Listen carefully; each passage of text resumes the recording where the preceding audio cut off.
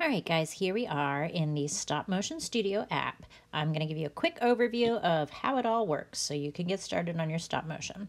Here's the gallery. Press the plus for a new movie, or you'll see all the other movies that you've already started. So I've already made a little example one. I'm going to go into that for you.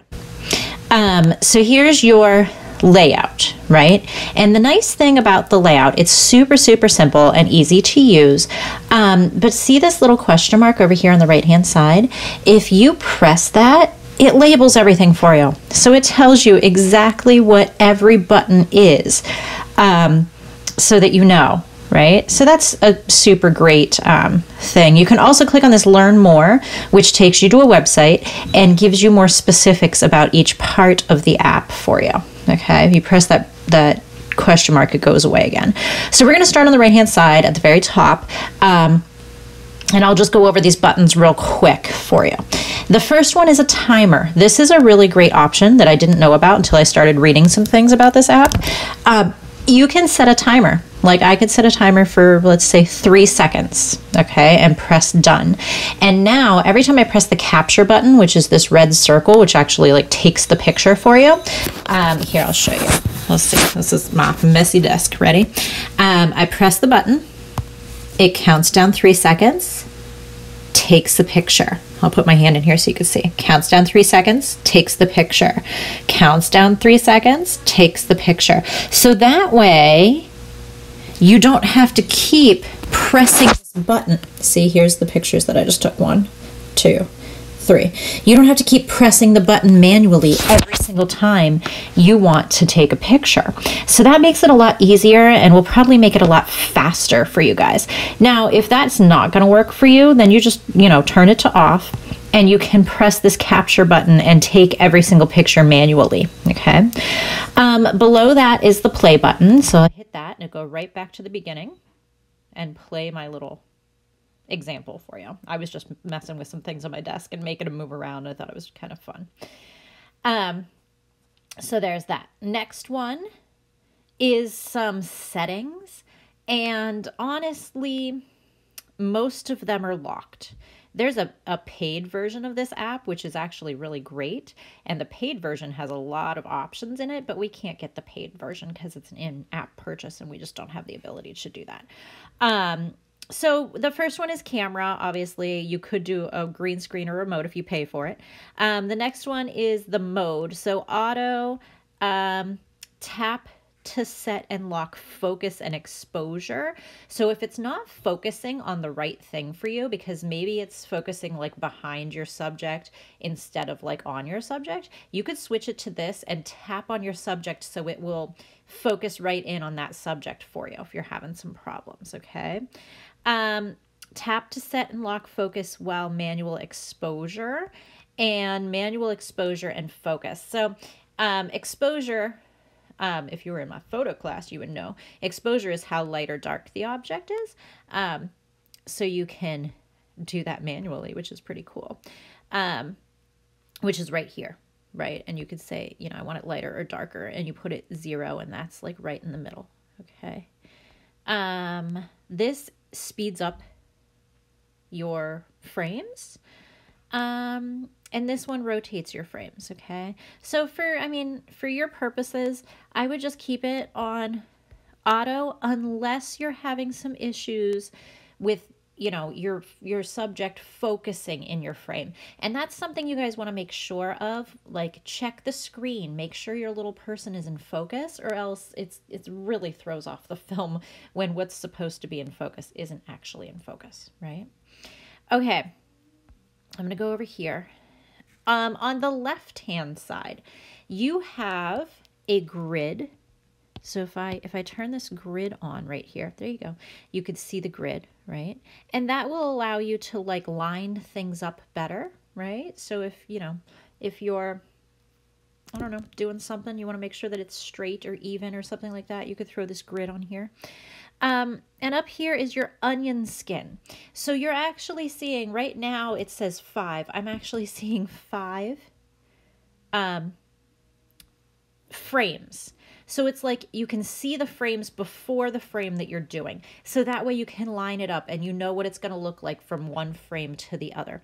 You could change this too by moving it up or down, right? There you go, frames. Onion skin, okay? Down here on the bottom is your undo button, right? And your move to the front or move to the back button, okay?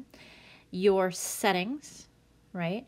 Movie speed. Now here's your frame rate, and this is nice because you could change it after you shoot all your photos because they're all stills, right? So we can change the frame rate before or after. A stop motion animation is typically between 8 to 10 frames per second. So that's what you want to kind of keep it at. This is your fade. You can actually fade in or fade out. We'll go to the very, oh, look, we'll press this button and go to the front. And I can fade in from black and say done.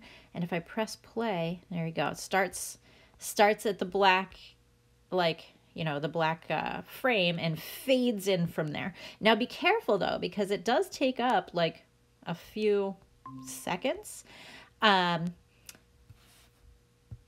And takes up some time, so it might screw you up a little bit. You can also add fades in and out and transitions in iMovie if you don't want to do it here, okay? The next one is your aspect ratio. We're going to keep it just on the first one for this. You've got foregrounds and backgrounds, which is fun, but again, they're all kind of locked. You have filters. Right now, they're all locked except just the black and white filter. You have the quality, which this is low quality. I would like to put it on full HD quality instead of low quality. I don't want them to look crappy. And then your playback. So these again are very simple, but you can play with those options if you want to. If I press the plus button, now again, everything in this app they want you to pay for, but you know, you can't add any of these. You can't add titles, you can't add credits, you can't add audio, you can't add anything because they want you to pay for it all. But these are all things that we can do in iMovie. So that's why after we're done shooting in the stop motion studio, we're actually going to take this right into iMovie. You can add your titles, your credits, your fade-ins, your transitions, your audio, whatever you want to do in iMovie instead of in the stop motion app. This last one is a voiceover. So if you wanted to do the voiceover, like if you wanted to like make your character speak or whatever, you could do it right here. But again, iMovie. I feel like iMovie would be better for that. We could add, you know, we can add sounds and voiceovers and all kinds of cool things in iMovie. Okay.